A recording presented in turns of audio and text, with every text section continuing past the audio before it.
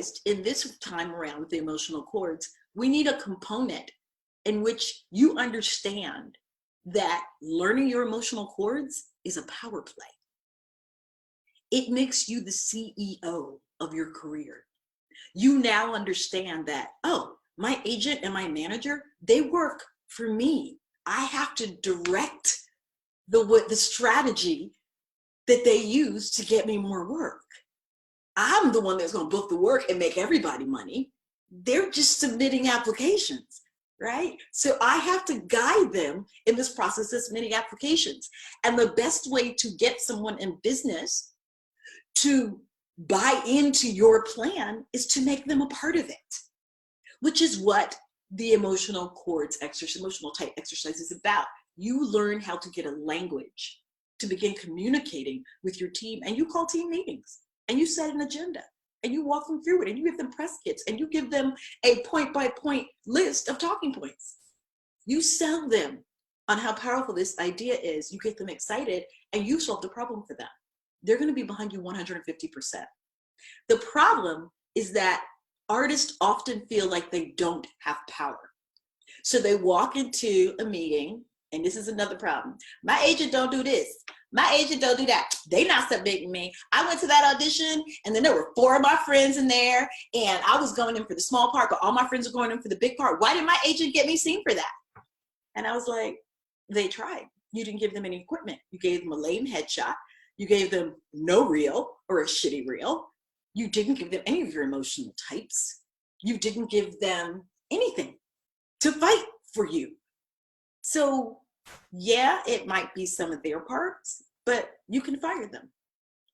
So I'm going to talk a minute about, well, I'm not going to talk a minute about power. This class exists now, and all the work I have done with the workbooks exists now because of Hilary Ward, who you're going to hear from now, Angela Lewis, Brittany Mirabile, Modesto Lassen, Charisse Booth, who you must see in Fabulation, running off Broadway at the Signature right now, who sat in a class for me, and they're like, you need to make this into an online class and then an annual class. It needs to be 12 weeks. They took the class with me, and it changed the careers. So I'm going to let Hilary talk now, because Hilary had real life experience with, I had no power. I started working on my chords, and I got a ton of power. And now I'm a recurring. So I'm going to let her talk to you, because this is how she talked to me when she told me to do this class.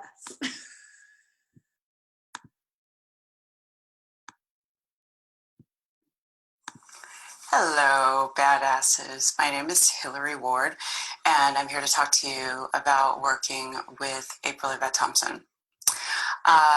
April and I have known each other for a long time. When I called her, it was after I had been particularly frustrated. I booked a small but supporting role in what was going to be an excellent, high caliber film that was made for Prestige Cable Network.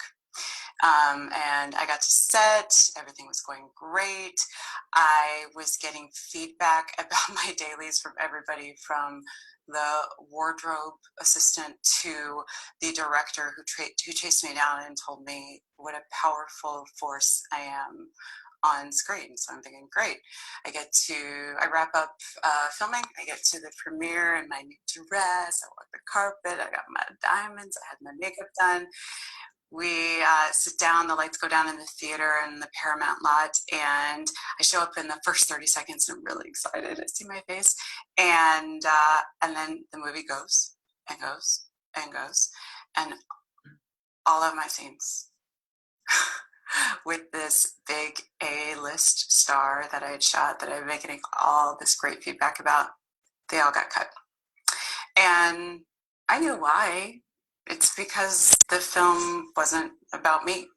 You know, I was playing the wife of someone who was already an important but supporting character. And the director even came up to me after the premiere and said, I know that we did all of this great work, but if I was making a 3-hour movie, that would be one thing, but I'm making a 2-hour movie. So I'm so sorry, your scenes had to go. And I couldn't get them. And so I called April and I was frustrated and I was thinking, I'm embarrassed and I'm frustrated. I thought I was going to have this amazing tape. I thought that I was going to be able to hand this to my team and say, like, let's go get him. Look, I have this great tape with a household name. So now it shows that I'm ready for these roles, right? I'm ready to go to the next level. But that didn't happen. While I was talking to April, she said, well, why don't you write something for yourself?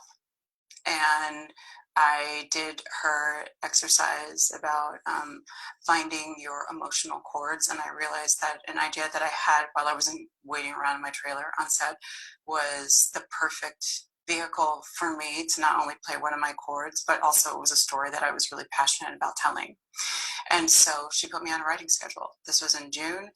By September, I was at her home for a retreat. We banged out the script for a short, which we realized probably was more likely the climax of a feature. So she put me on a writing schedule again. A few months later in May, we were doing another writer's retreat where I was able to get the next draft done. And I'm still working through revisions of that. But what's interesting is that through this whole process, what I'm starting to learn more and more is that outer experience is an expression of inner reality.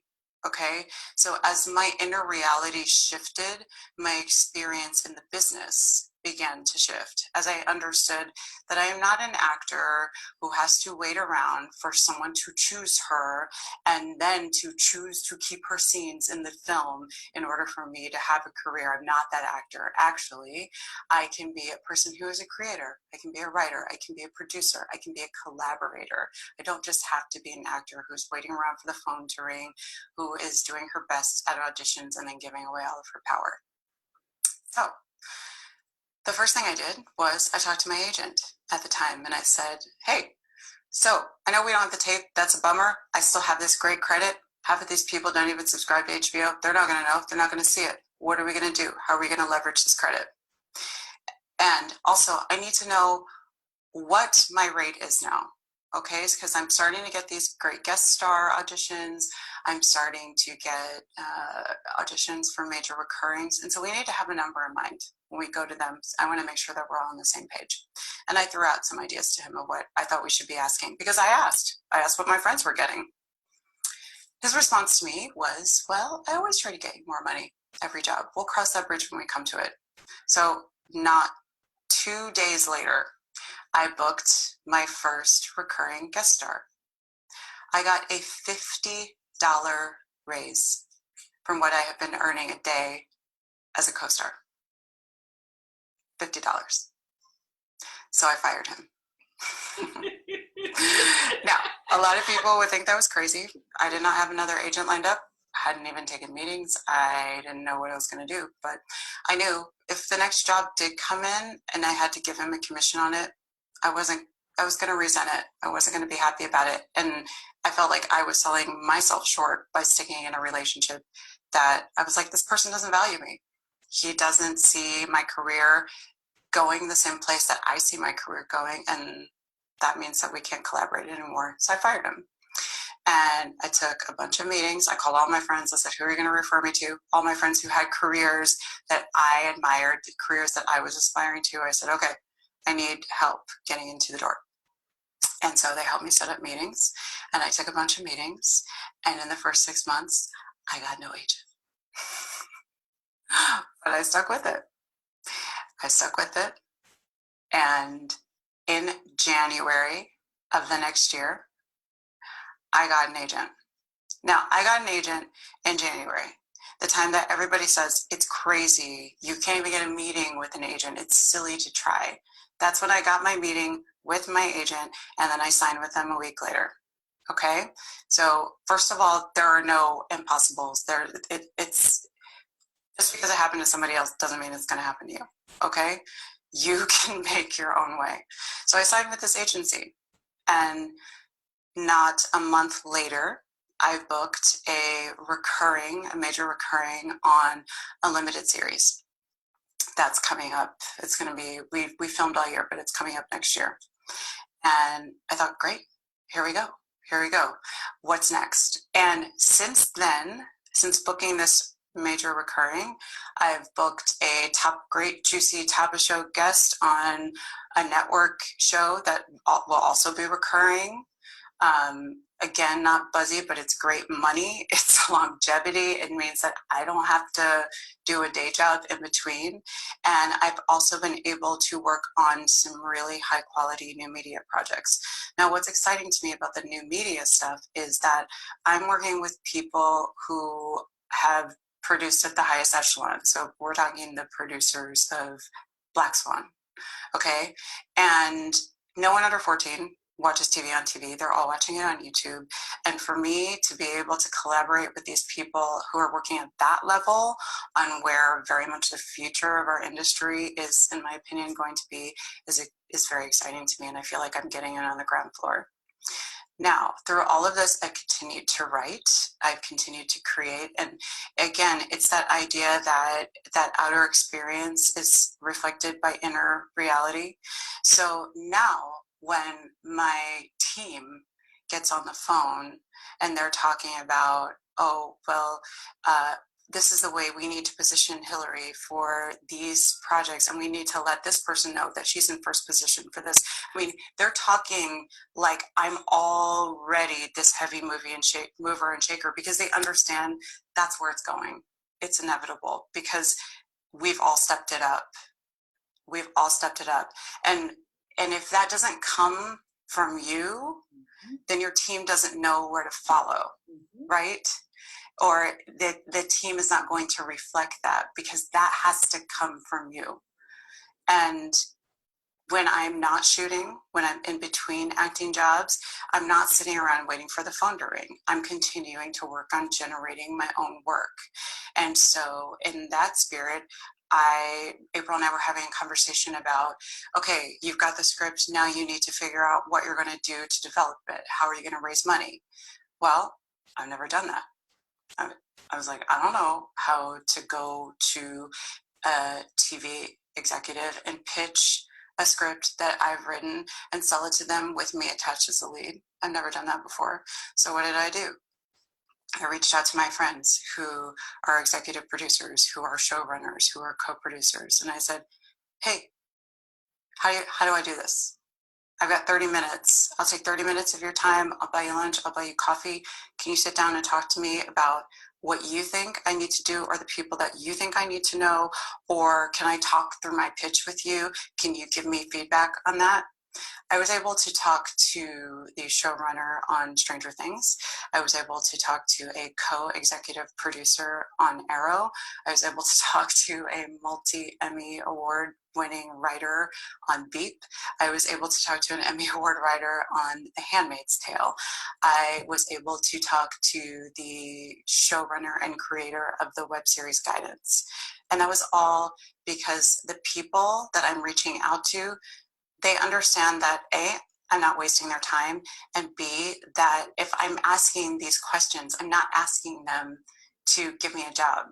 I'm asking them how I become a better collaborator, and they're willing to take that meeting because they know that even though I'm sitting in their office today, they could just as easily be sitting in my office 5 years from now. And that it's about building those long-term relationships and finding the people that are on the same page, finding the people that are serious. And April is the person who was able to make me realize what I have to bring to the table and to put that forward. So I am driving the direction of my career, and I'm not getting buffeted about by whatever trend comes up, or whatever job happens to be available, or whatever scandal, or whatever people think that Black girls are in right now.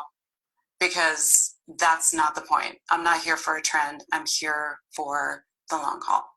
So, badasses, this is your leader. Go find her, be brave, be bold, and stand up for yourself and stand up for your dreams. Hello, badasses. My name. She makes me so happy.